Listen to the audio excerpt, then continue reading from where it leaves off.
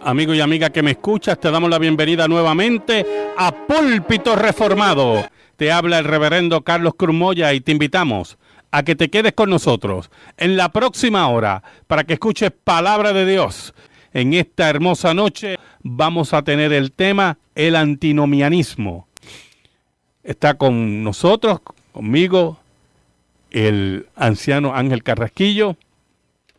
Buenas noches, hermanos, y que el Señor les continúe bendiciendo. Y un servidor, el reverendo Carlos Cruz Moya. Amigo y amiga que me escuchas, busca tu Biblia. Oiga la palabra de Dios. Aquí nosotros nos regimos por la palabra de Dios. No nos importan las opiniones de los hombres impíos. No nos importan las opiniones de aquellos que no creen en la única regla de fe y conducta. Aquellos que ya han sido condenados por la palabra.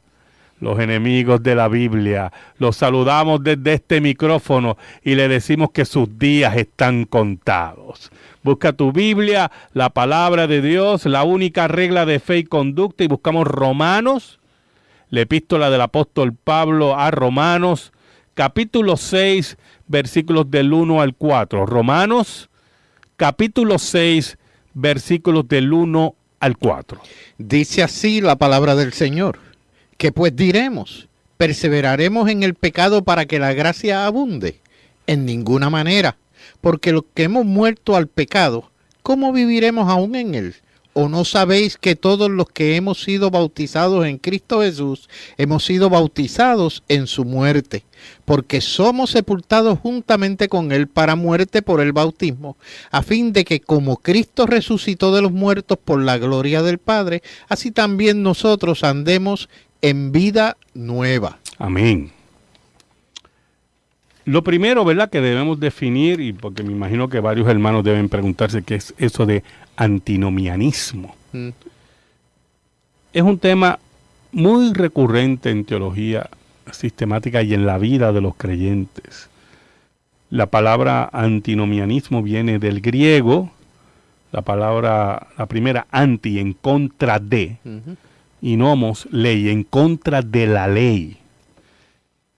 Y básicamente lo que significa, hermanos, es esa teología o esa corriente de pensamiento que se opone a la ley de Dios, en el sentido que presentan que la ley moral de Dios no es obligatoria para los cristianos como regla de vida.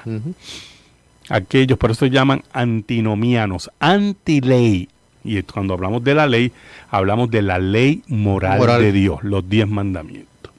Ese grupo de cristianos, o ese grupo de pensadores, consideran que la ley de Dios pues no es obligatoria en este momento para los cristianos hoy.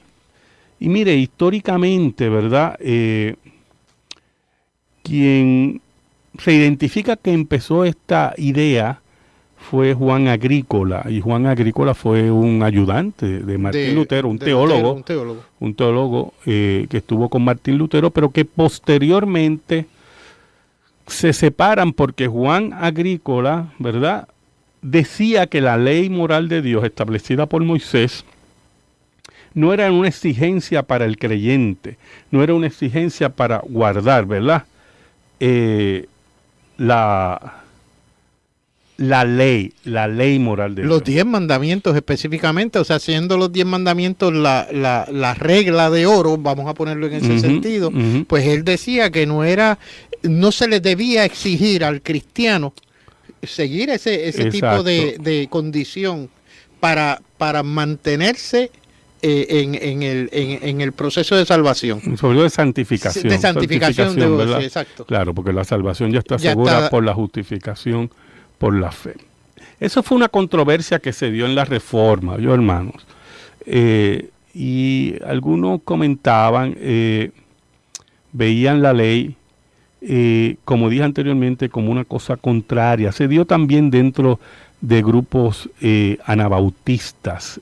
En ese sentido, los antinomianos siguieron esa línea, y esa línea se dio también en otros grupos como el dispensacionalismo. Hubieron grupos dispensacionalistas, ultra dispensacionalistas que eran antinomianos, ¿verdad? Y creaban ciertos problemas dentro de si se puede decir, la mentalidad de la fe cristiana. Los reformadores nos enseñaron algo muy importante para que entendamos cómo es la ley de Dios, cómo nosotros aplicamos la ley de Dios. Y lo primero que tenemos que entender que cuando Pablo habla que no estamos bajo la ley, ¿a qué se refiere, Ángel? Básicamente, cuando Pablo dice que no estamos bajo la ley. Básicamente, eso es que estamos bajo la gracia en ese sentido. Pero no significa que la ley no aplica, sino que no estamos bajo la condenación de la ley. Y por lo tanto, cuando el apóstol Pablo nos dice que ya no estamos bajo la ley, sino bajo la gracia, se refiere a la condenación de la ley. Porque Cristo recibe esa condenación y nos redime de esa condenación. Cristo recibe también la maldición de la ley, que es la muerte. Por lo tanto, no se puede interpretar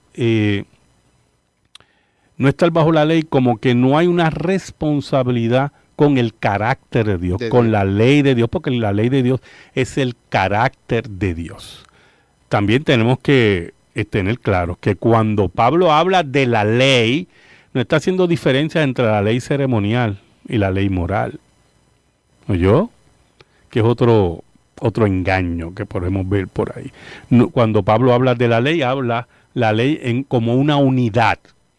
La ley ceremonial y la ley moral. Y nosotros ya no estamos bajo la condenación de la ley de Dios. Aparentemente, pastor, por algunos escritos que he estado leyendo, es que hay una tendencia a una controversia que viene desde la Edad Media respecto a la ley y el evangelio. O sea, ¿cuánto obliga la ley para cumplir el evangelio o viceversa? Claro. O viceversa. Y en ese sentido, para muchos el cumplir la ley era un elemento esencial para reconciliarse con Dios. Sí, porque lo veían como un medio de salvación. Exacto. Un evangelio de obras. Un evangelio que era lo que estábamos hablando ahorita. Exacto. Pero los reformadores nos enseñaron que ese no era la labor de la ley en ese sentido, ¿verdad? Uh-huh. Porque para ser salvo, para ser exactos, hermano, si usted cumple la ley de Dios en perfección, usted no tiene problema. Usted no tiene ningún problema, pero nadie cumple la ley de Dios en perfección. Por eso Cristo vino. ¿Oyó? Por eso Cristo vino a cumplir la ley por nosotros y a morir y recibir la maldición de la ley por nosotros. Por lo tanto, al Cristo al cumplir la ley, recibir la maldición de la ley y ser nuestro intercesor después de la resurrección y la ascensión, ya nosotros no estamos bajo la ley, bajo la condenación de la ley.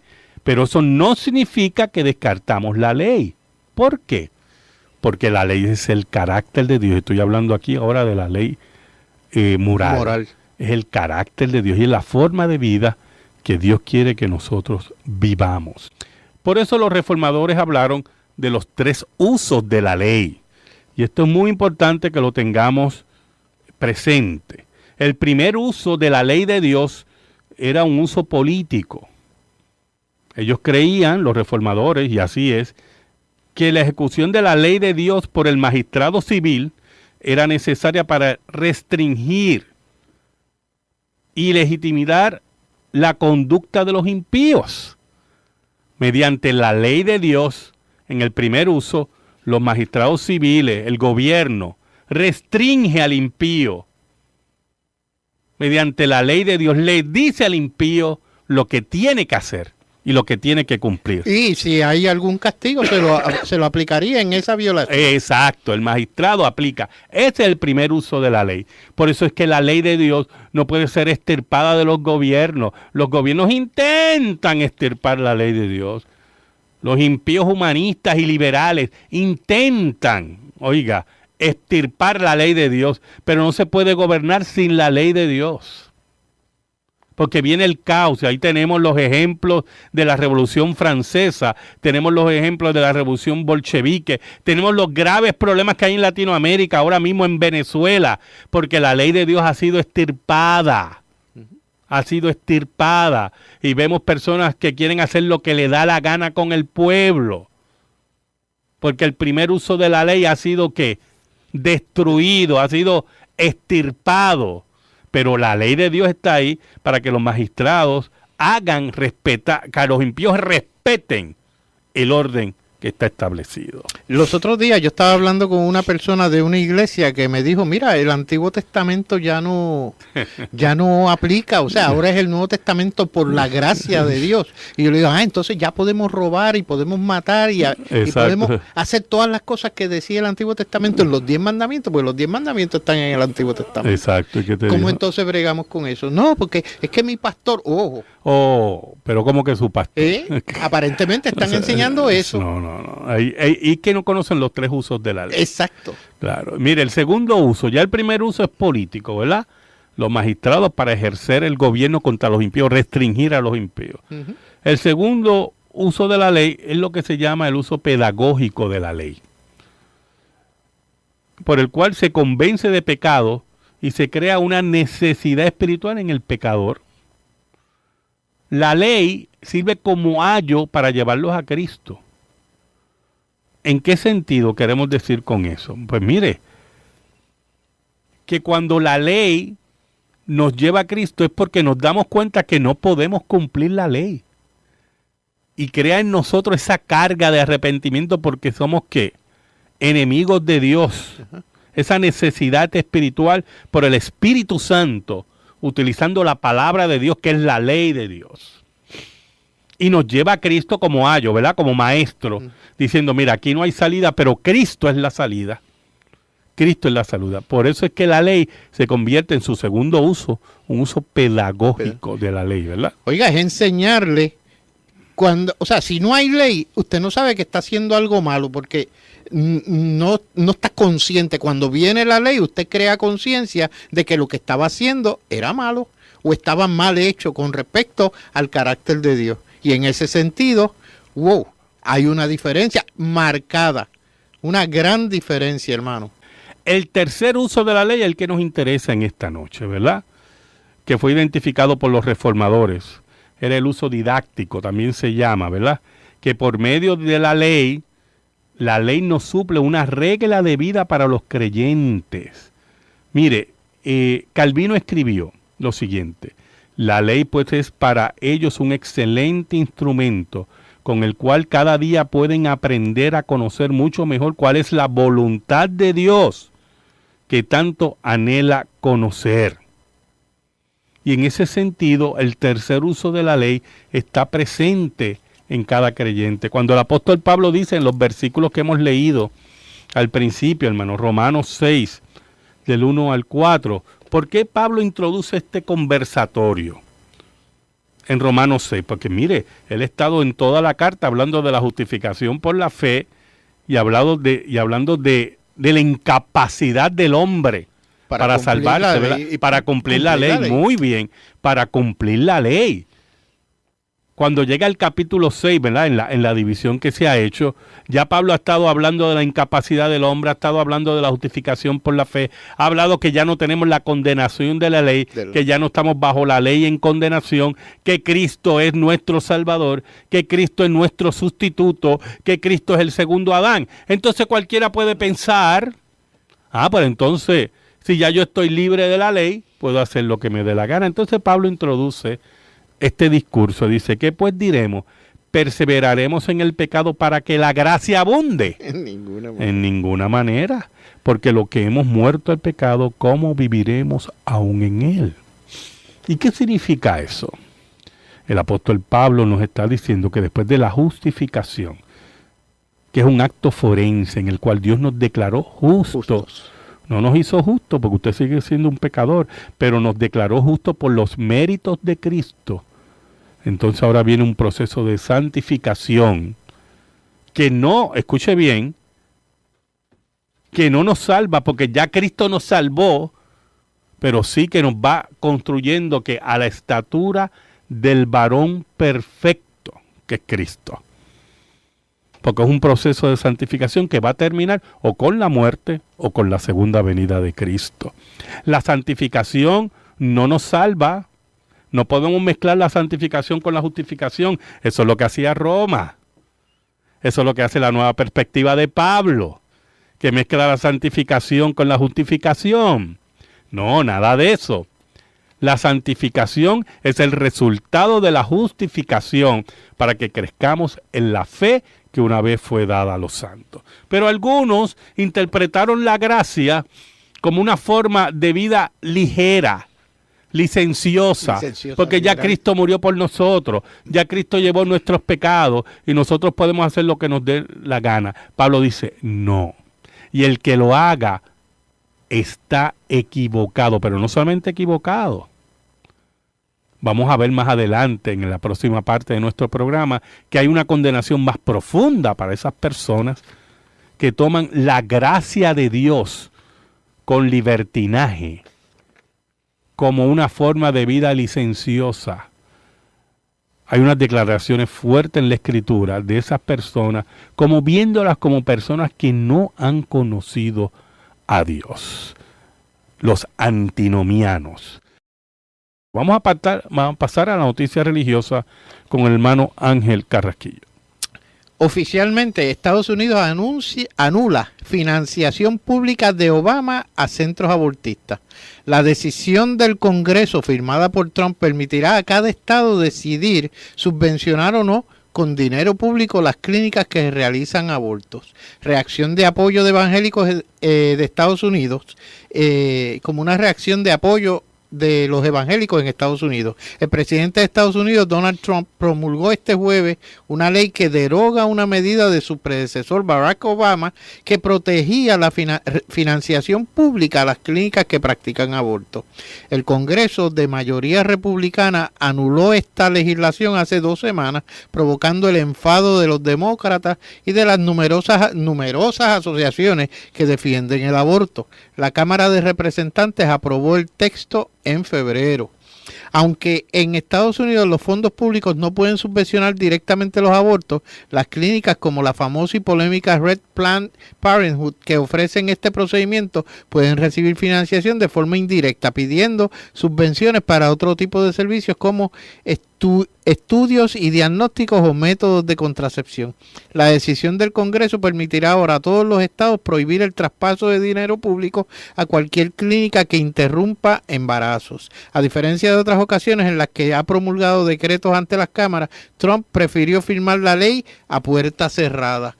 Con anterioridad a esta ley, a finales de enero, Trump ordenó restablecer una medida que bloqueaba la financiación pública de estos centros internacionales que apoyan el aborto. Miren, hermano, yo quiero que usted entienda algo muy... Bueno, me imagino que lo entiende. Vamos a refrescar, ¿verdad? El aborto es un asesinato, así de sencillo. Cuando se utilizan términos, ¿verdad? Para ocultar lo que es, ¿verdad? Como la terminación del embarazo, la interrupción del embarazo. Lo que se busca es ocultar lo que es verdaderamente el aborto. Tratando de redefinir la muerte. Eufemismos. Esos eufemismos. El aborto es un atentado contra la vida de inocentes, contra la vida de seres humanos indefensos. Un acto de profundo egoísmo. Y que tendrá su día. Pero cuando el gobierno de los Estados Unidos, fundado en valores cristianos, mediante los gobiernos liberales, principalmente del Partido Demócrata, partido dominado por movimientos gay abortistas, por el marxismo cultural, enemigos de la Escritura, enemigos de la Iglesia de Cristo, ese partido que fomenta que en alguna forma lleguen fondos a las clínicas de aborto, a los programas de aborto, eso se tiene que detener. Por lo tanto, cuando llega Donald Trump al poder, con una convicción en contra del aborto, es lo que vemos, lo que estamos discutiendo hoy, ¿verdad, Ángel? El primer uso de la ley. De la ley. Mejor dicho, el primer y el segundo uso de la ley. Pero principalmente el primer uso de la ley, que hay que restringir a los impíos. y que la ley de Dios sea cumplida. Y que los magistrados cumplan la ley de Dios. Y que no se utilicen los fondos públicos, o sea, nuestras contribuciones, para asesinar niños inocentes en donde sea. ¿Qué tú crees, no? Es que se me va la mente pensando, o sea, cómo, y me llama la atención sobremanera el hecho en la noticia que estos grupos todavía insisten en mantener ese tipo de leyes absurdas que van en contra de la vida, en contra. Oiga, y el pastor está hablando acerca del niño, que estamos matando al niño, sin contar o sin mencionar el riesgo a la vida de la madre. Oh, que definitivamente. está puesto de por medio. Definitivamente, no. Y no hemos hablado de los métodos de aborto, que eso es una carnicería. Sí, señor. Oiga, hermano, viene un juicio final. En ese día, los gritos que usted oye hoy de rebelión contra Dios y de atropello contra la ley de Dios se van a convertir en balbuceos de temor, de lloro y crujir del diente, porque se ha rebelado contra la ley de Dios, contra el primer uso de la ley de Dios. No tengan, no es que no tengan, ojo con pensar que la ley que se está anulando fue una ley de hombre, porque es que va en contra del mandamiento de la ley moral, no matarás. Acuérdense de eso, o sea, que no mezclen gimnasia con magnesia. No. Estamos hablando de lo mismo. Claro, por eso es que alguien vaya a pensar que no, que el presidente canceló la ley que hizo Barack Obama. No, pero es que va en contra de la ley moral, que es lo que estamos hablando. Claro, y lo hizo bien. Y lo hizo bien. Señor. Tengo una pregunta aquí del hermano Johnny Marrero de San Juan. Una pregunta que no está relacionada con el tema, pero me gustaría contestar, que se llama: ¿hay cristianos que creen en ovnis? Bueno, hay que ver lo que usted llama ovnis. Porque si es, según la palabra, objeto volador no identificado, pues claro, todos debemos creer en los ovnis. Ha habido un montón de objetos voladores no identificados que no se identifican. Incluyendo una chiringa. Sí, no, muchachos, sí. O globos. Esos globos que se usan para la meteorología, sí, todas esas cosas. O usted ve una luz pasar, yo digo, ¿qué fue eso? Un meteorito. Objetos voladores no identificados. Ahora, si usted lo que quiere hablar de extraterrestres, esos son otros 20 pesos, como decimos en Puerto Rico. Uh-huh. Lamentablemente, no hay vida fuera de nuestro planeta. Y le voy a decir más, hermano. Las distancias, que son millones de kilómetros. La gente cree que los extraterrestres van a venir aquí, van a recorrer millones de otra galaxia, porque vamos a entender, nuestro universo, el que conocemos, uh-huh, de 8 o 9 planetas, olvídese de la discusión esto del exoplaneta y eso, de 8 o 9 planetas, ninguno tiene vida. Los otros días vinieron con una teoría ahí boba, creo que de una luna en Venus o un Júpiter, no me acuerdo cuál. Mire, eso son teorías, eso son mentiras. La NASA tiene que justificar todos esos millones, miles de millones que le da el Congreso. Y de vez en cuando hace una conferencia y piensan, bueno, para allá hay una nubecita y un polvito por el otro lado para justificar sus miles de millones de la NASA y justificar los sueldos de todos esos PhD que hay allí. Pero usted se cree que si hubieran extraterrestres van a recorrer millones de millones, que es una cosa, mire, imposible. Pero vamos a conceder para venir aquí a la Tierra y aparecerse en una ventana de alguien, como hoy los otros de un video, aparecerse hacia una ventana, mirar, y se van de nuevo. Por el amor de Dios. Por el amor de Dios. Vamos a ser racionales. Dios puso la vida en este planeta. Estableció todas las formas de vida. El clima ideal, la distancia al sol ideal, lo que se conoce en la discusión por la existencia de Dios, el ajuste fino. Los extraterrestres están en el mundo de la ciencia ficción para divertirnos, para ver aliens, ¿verdad? Las películas aliens, para ver 4 de julio, para ver invasión extraterrestre. Eso está tremendo para divertirnos, ¿oyó? Pero es ciencia ficción.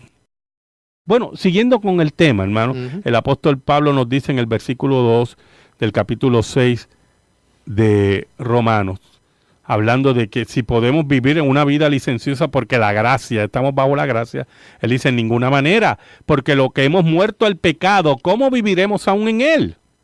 ¿O no sabéis que todos los que hemos sido bautizados en Cristo Jesús, hemos sido bautizados en su muerte? El bautismo, que es la señal del pacto, del nuevo pacto y de la entrada al pacto, es una señal también que hemos muerto al pecado, que nos está diciendo el apóstol Pablo, ¿verdad? Porque él dice que hemos sido sepultados en él juntamente con el bautismo para muerte, muerte del cuerpo de pecado, muerte de nuestra inclinación, muerte de nuestra actitud licenciosa que había con el pecado, sabiendo que Cristo resucitó. La base de todo esto es que Cristo venció la muerte. Y en ese sentido, ¿verdad?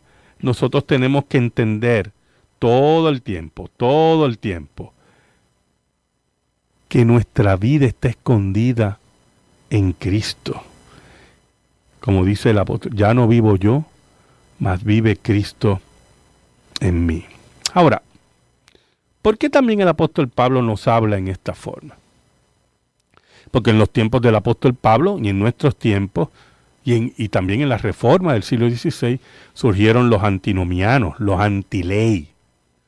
Pero muchos de ellos en el tiempo del apóstol Pablo, los gnósticos, había una facción de los gnósticos que vivían en forma licenciosa y algunos se habían introducido en la iglesia. Por eso que usted ve esa carta en Apocalipsis. Me gustaría buscar esa carta en Apocalipsis, que Cristo mismo diciéndole a Juan, hablando a la iglesia de Tiatira, mire cómo dice la iglesia de Tiatira en el capítulo 2 de Apocalipsis, capítulo 2, versículo 18 en adelante, dice: y escribe al ángel de la iglesia en Tiatira, el Hijo de Dios, el que tiene los ojos como llamas de fuego y pies semejantes al bronce bruñido, dice esto: yo conozco tus obras y amor y fe, y servicio y tu paciencia, y que tus obras postreras son más que las primeras. Pero tengo unas pocas cosas contra ti, que toleras que esa mujer Jezabel, que se dice profetiza, enseña y seduzca a mis siervos a fornicar y a comer cosas sacrificadas a los ídolos. Y le he dado tiempo para que se arrepienta, pero no quiere arrepentirse de su fornicación.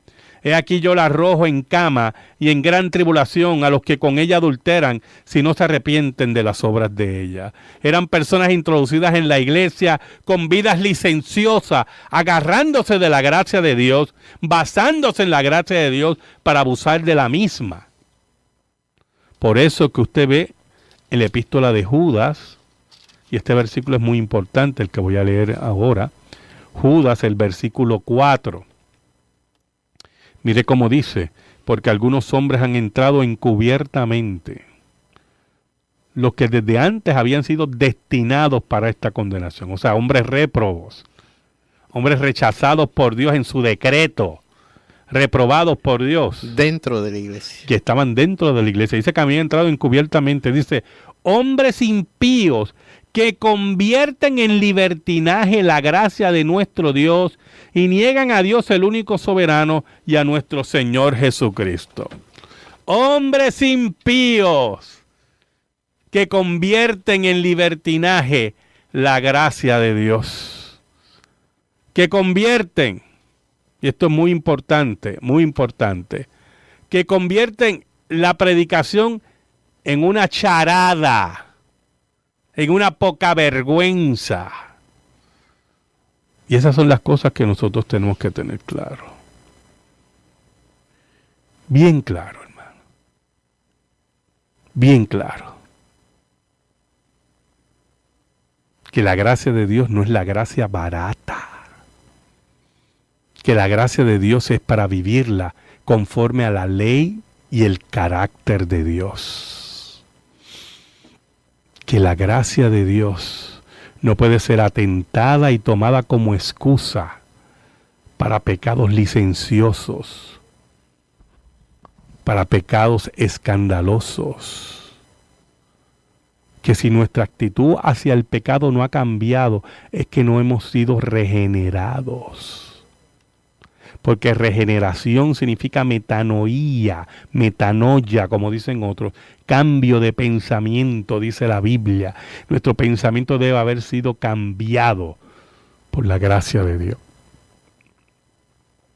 para vivir conforme a esa ley. Ángel. Sí, estaba viendo que en ese pasaje, oiga, los que desde antes habían sido destinados para esta condenación, es gente que ya se sabe que están condenadas.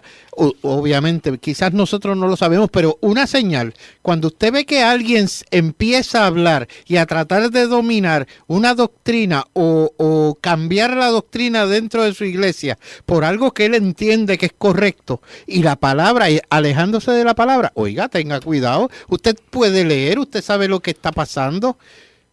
Es que tratan de justificar sus pecados. Tratan de justificar sus pecados, sus vidas licenciosas, inventan dogmas. Personas que quieren tener una vida licenciosa sexual y creen que la poligamia todavía está vigente. Y quieren justificarlo dentro de la palabra. Claro, claro. Otros que quieren robarle a los creyentes y vienen con la excusita esa de sembrar, para quitarle y manipular a los creyentes. Otros que quieren vender lo que no está en venta. Otros que quieren estafar. Otros que miran a la mujer ajena y la quieren conquistar. Otros que le quieren quitar los bienes. Y están dentro de la iglesia. Esos impíos tienen que ser extirpados de la iglesia. Y para eso es la disciplina. Pero las iglesias han abandonado la disciplina. El ay bendito. Exacto. Y entonces la charlatanería, la poca vergüenza. Aquellos que manipulan, engañan, se mantienen dentro de la congregación. Y hemos perdido el concepto de la disciplina. Y la ley de Dios es pisoteada. Y cuando la ley de Dios es pisoteada, quien es pisoteado es Dios. Otros que ponen excusas para no ir a la congregación. Pero se creen cristianos. Y viven como les dé la gana. Y no están sujetos a nadie. Cuando la Biblia manda no solamente asistir a la congregación, sino sujetarse a los líderes espirituales. Otros que van a la congregación y no se sujetan a nadie. Y quieren vivir como les dé la gana. Esos antinomianos, esos impíos, eso es lo que dice Judas, manchas en nuestros ágapes, estrellas errantes. Esa gente son antinomianos. Esa gente no respetan a Dios. No respetan la congregación. No respetan la ley de Dios. Eso es lo que nosotros llamamos aquí de antinomianos. Esos impíos deben ser reprendidos, dice el apóstol Pablo. Y si es necesario en público. Y si también insisten en su vida licenciosa, tienen que salir de la congregación. Impíos que no se sujetan a los líderes espirituales tienen que salir de la congregación.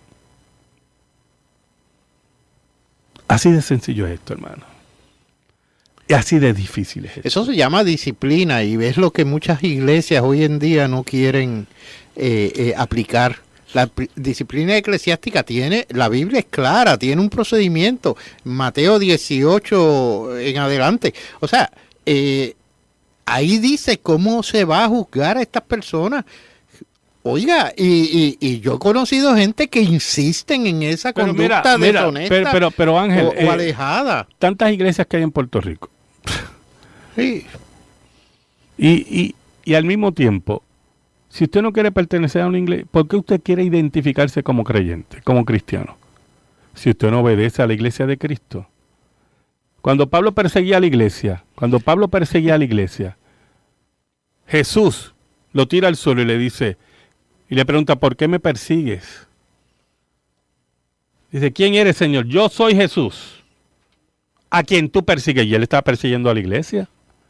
Porque el que persigue a la iglesia, el que no respeta a la iglesia, el que no respeta a la novia, persigue a Jesús y no respeta a Jesús. Amén. Así es esto.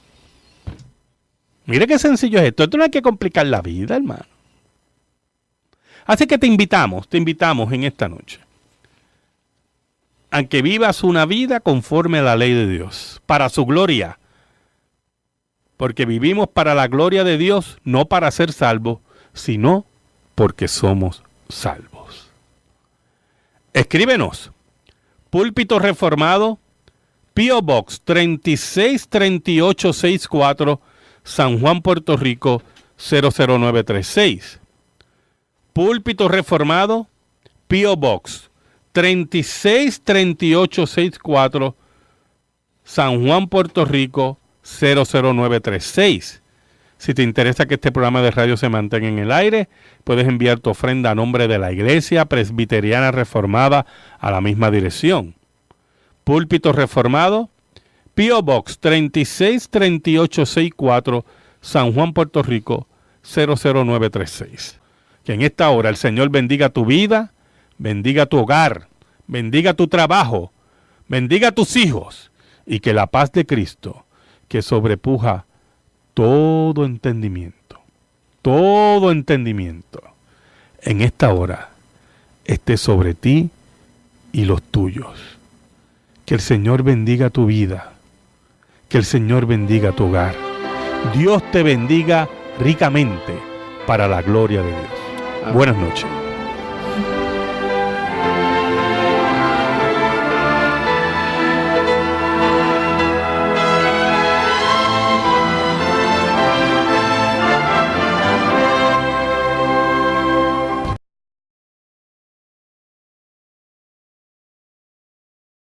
Amigo y amiga que me escuchas, te damos la bienvenida nuevamente a Púlpito Reformado. Te habla el reverendo Carlos Cruz Moya y te invitamos a que te quedes con nosotros en la próxima hora para que escuches palabra de Dios. En esta hermosa noche vamos a tener el tema el antinomianismo. Está con nosotros, conmigo, el anciano Ángel Carrasquillo. Buenas noches, hermanos, y que el Señor les continúe bendiciendo. Y un servidor, el reverendo Carlos Cruz Moya. Amigo y amiga que me escuchas, busca tu Biblia. Oiga la palabra de Dios. Aquí nosotros nos regimos por la palabra de Dios. No nos importan las opiniones de los hombres impíos. No nos importan las opiniones de aquellos que no creen en la única regla de fe y conducta. Aquellos que ya han sido condenados por la palabra. Los enemigos de la Biblia, los saludamos desde este micrófono y le decimos que sus días están contados. Busca tu Biblia, la palabra de Dios, la única regla de fe y conducta, y buscamos Romanos, la epístola del apóstol Pablo a Romanos, capítulo 6, versículos, ¿verdad? Y creaban ciertos problemas dentro de la, si se puede decir, la mentalidad de la fe cristiana. Los reformadores nos enseñaron algo muy importante para que entendamos cómo es la ley de Dios, cómo nosotros aplicamos la ley de Dios. Y lo primero que tenemos que entender que cuando Pablo habla que no estamos bajo la ley, ¿a qué se refiere, Ángel? Básicamente, cuando Pablo dice que no estamos bajo la ley. Básicamente eso es que estamos bajo la gracia en ese sentido. Pero no significa que la ley no aplica, sino que no estamos bajo la condenación de la ley. Y por lo tanto, cuando el apóstol Pablo nos dice que ya no estamos bajo la ley, sino bajo la gracia, se refiere a la condenación de la ley. Porque Cristo recibe esa condenación y nos redime de esa condenación. Cristo recibe también la maldición de la ley, que es la muerte. Por lo tanto, no se puede interpretar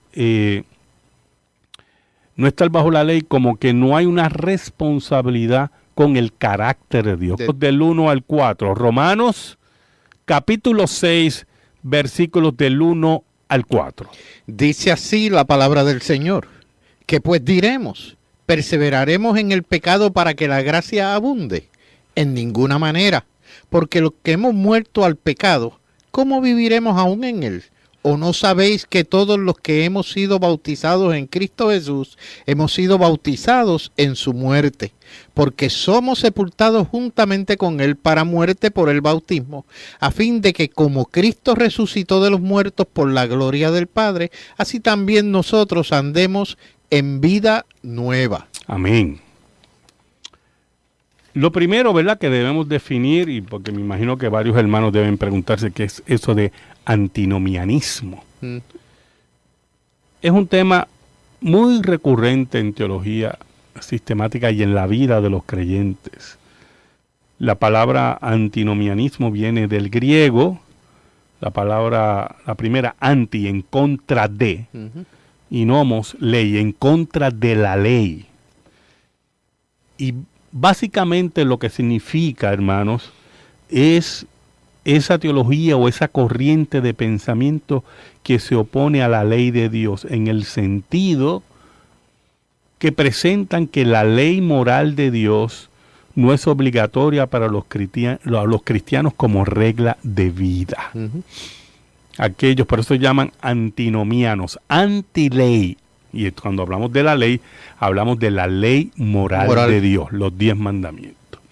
Ese grupo de cristianos, o ese grupo de pensadores, consideran que la ley de Dios pues no es obligatoria en este momento para los cristianos hoy. Y mire, históricamente, ¿verdad?, quien se identifica que empezó esta idea fue Juan Agrícola, y Juan Agrícola fue un ayudante de Martín Lutero, un teólogo que estuvo con Martín Lutero, pero que posteriormente se separan porque Juan Agrícola, ¿verdad?, decía que la ley moral de Dios establecida por Moisés no era una exigencia para el creyente, no era una exigencia para guardar, ¿verdad?, la ley moral de Dios. Los 10 mandamientos específicamente, o sea, siendo los 10 mandamientos la regla de oro, vamos a ponerlo en ese sentido, pues él decía que no se le debía exigir al cristiano seguir ese tipo de condición para mantenerse en el proceso de salvación. Sobre todo de santificación. De santificación, ¿verdad? Exacto. Claro, porque la salvación ya está asegurada por la justificación, por la fe. Eso fue una controversia que se dio en la Reforma, hermanos. Y algunos comentaban, veían la ley, como dije anteriormente, como una cosa contraria. Se dio también dentro de grupos anabautistas. En ese sentido, los antinomianos siguieron esa línea, y esa línea se dio también en otros grupos como el dispensacionalismo. Hubieron grupos dispensacionalistas, ultras dispensacionalistas, que eran antinomianos.